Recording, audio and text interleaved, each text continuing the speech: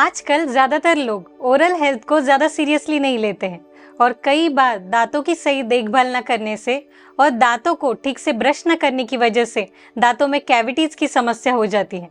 Cavities कई बार इतनी ज्यादा बढ़ जाती है कि लोगों को इसकी फीलिंग करवाने के अलावा कोई ऑप्शन ही नहीं बचता है। लेकिन सिर्फ कैविटी की फीलिंग से ही समस्या का समाधान नहीं होता है, बल्कि फीलिंग के बाद भी दांतों की देखभाल जरूरी होती है।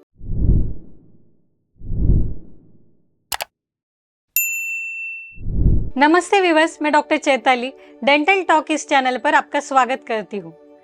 अगर आपने चैनल को सब्सक्राइब नहीं किया है तो जरूर कीजिएगा। तो चलिए आज के इस वीडियो में हम जानेंगे कि डेंटल फिलिंग की आवश्यकता कब होती है, फिर डेंटल फिलिंग न करवाने से क्या होता है, फिर डेंटल फिलिंग कितने प्रकार की होती है, फिर डेंटल फिलिंग की पोस्ट केयर ट्रीटमेंट, फिर डेंटल फिलिंग के निकलने के कारण।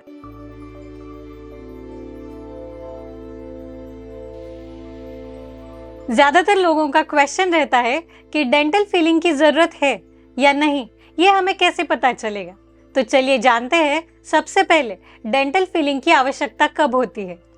ऐसे कई संकेत और लक्षण हैं जहां डेंटल फिलिंग की आवश्यकता हो सकती है, जैसे कि दांत में छेद हो जाना जहां पर खाना फंसता रहता है, फिर दांत में डार्क स्पॉट आ जाना, फिर food stuck in between certain areas of teeth, यानी कि दांतों के बीच में खाना फंस जाना, फिर चिप्ड और ब्रोकन टूथ यानी कि टूटा हुआ दांत, फिर ज्यादा ठंडा या फिर गर्म फूड और ड्रिंक्स लेने से सेंसिटिविटी होती है, फिर सिंगल और मल्टीपल कैविटीज। अगर आपको इनमें से किसी भी लक्षण का सामना करना पड़ता है तो संभावना है कि आपको फिलिंग की आवश्यकता होगी। पूरी तरह से ओरल टेस्ट के बाद ही डेंटिस्ट डिसाइड करेंगे कि आपको फिलिंग की आवश्यकता है या नहीं।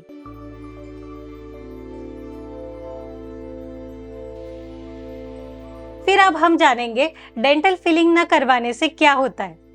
अगर आपको सड़न है तो फिलिंग करवाना बेहद जरूरी है, क्योंकि अगर समय पर इलाज नहीं किया गया तो धीरे धीरे दांत की आउटर लेयर इनामल सड़ने लगता है, जिससे डेंटिन यानी कि इनामल के नीचे का सख्त हिस्सा वो खुल जाता है।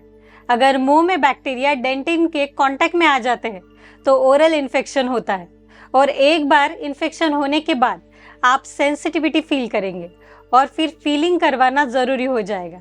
लेकिन अगर आप समय पर इलाज नहीं करवाते हैं तो इन्फेक्शन नर्व तक पहुंच जाता है, जो आखिर में दांत को ज्यादा नुकसान पहुंचाएगा और फिर रूट कनाल ट्रीटमेंट करवाना पड़ सकता है।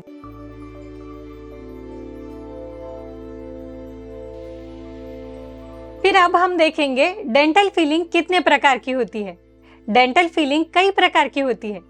डेंटल फिलिंग्स में उपयोग की जाने वाली फिलिंग का प्रकार दांत के डिस्ट्रक्शन की स्थिति और आउटर फैक्टर्स पर निर्भर करता है, जैसे कि किसी व्यक्ति को किस चीज की एलर्जी है, जो उस हिसाब से फिलिंग निश्चित की जाती है। मार्केट में कई प्रकार के फिलिंग्स अवेलेबल होती है, पर उनमें से कुछ प्रकार मैं आपको बोलती हूँ। उनमें से सबसे पहले है GIC यानी कि ग्लास आइनोमर सीमेंट, फिर दूसरा है सिल्वर अमालगम, फिर तीसरा है कंपोजिट फिलिंग। उनमें से सबसे पहले हम देखेंगे GIC फिलिंग। ये एक सीमेंट होता है जिसे ग्लास आइनोमर सीमेंट कहते हैं। इसका इस्तेमाल कैविटी को फील करने के लिए किया जाता है, पर यह फीलिंग दिखने में एकदम दांत के कलर की नहीं होती है और इसकी स्ट्रेंथ भी सिल्वर फीलिंग जितनी अच्छी नहीं होती है। इसलिए मोस्टली ये फीलिंग दांत के ऐसे सरफेसेस पे की जाती है जहां पर खाने का डायरेक्ट प्रेशर ना आता हो, यानी कि दांतों के साइड पे जब कैविटी हो जाती है तो उसे भरने के लिए GIC का इस्तेमाल किया जाता है। फिर है सिल्वर फिलिंग।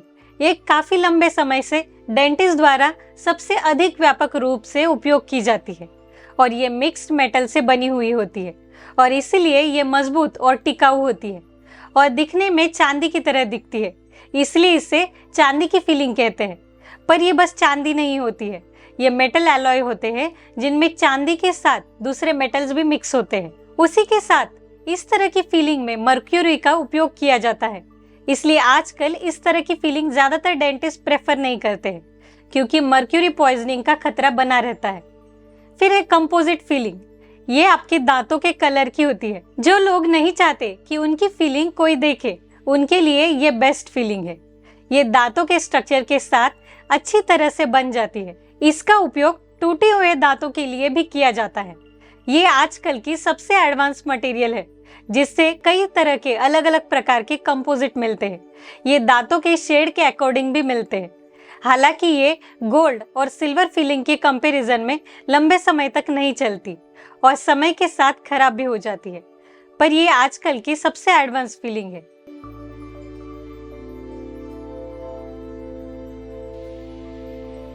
फिर अब हम देखेंगे डेंटल फिलिंग के लिए post care treatment. Dental filling करवाने के बाद जब आप चबाना शुरू करें तब सुनिश्चित कर ले कि एनेस्थेशिया का इफेक्ट खत्म हो गया है, क्योंकि अगर एनेस्थेशिया का असर अभी भी बना हुआ है तो तुरंत उस साइड से मत खाइएगा, नहीं तो गाल और टंग चबाने का खतरा बना रहता है। उससे चिक बाइट या फिर टंग बाइट हो सकता है। फिर डेंटल फिलिंग के कुछ दिन बाद मसूड़ों के आसपास दर्द हो सकता है, इसलिए ध्यान रहे कि कुछ दिनों तक सख्त या फिर चिपचिपा भोजन से परहेज करें। अगर आपको अपने दांत पीसने की आदत है तो फिलिंग की सुरक्षा के लिए माउथ गार्ड का प्रयोग करें।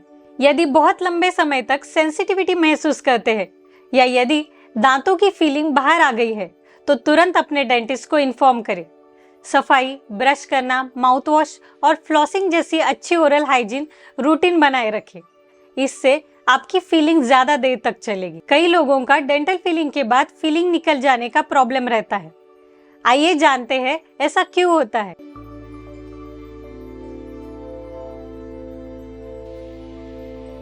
डेंटल फिलिंग निकलने के कारण causes that make feeling comes out. अगर फीलिंग को जड़ तक भरा ना जाए तो उसे पूरा सपोर्ट नहीं मिलता और वो निकल सकती है। अगर डेंटल फिलिंग में सही मटेरियल यूज न किया जाए या उसे भरने के लिए सही टेक्निक का इस्तेमाल ना किया जाए तो भी फीलिंग निकल सकती है। दांतों का सूखा रहना फिलिंग करने के लिए अति आवश्यक है, क्योंकि ये फिलिंग और दांतों के बीच घर्षण बनाए रखता है। फिर माइक्रो लीकेज के कारण हो सकता है, ऐसे भी होता है कि जब फिलिंग और दांतों के बीच कई जगह रह जाती है, वहां से माइक्रो लीकेज होके आपकी फिलिंग निकल आ सकती है। फिर कैविटी का साइज एंड शेप का सही न होना भी फीलिंग निकलने का कारण बन सकता है। साथ ही जब कैविटी अधिक बड़ी हो जाए और भरना मुश्किल हो जाता है और फिर वहां पे फीलिंग फ्रैक्चर हो सकती है। अब आपको डेंटल फिलिंग के बाद पोस्ट केयर ट्रीटमेंट का ध्यान रखना है ताकि आपकी फीलिंग निकल ना जाए। आशा करती हूँ डेंटल फिलिंग के बारे में आपको डिटेल इन्फॉर्मेशन मिल गई होगी और अभी आप अच्छे से समझ गए होंगे कि आपको आपकी कैविटी में कौन सी फीलिंग करनी चाहिए। तो चलिए मिलते हैं अगले वीडियो में किसी नए टॉपिक के साथ।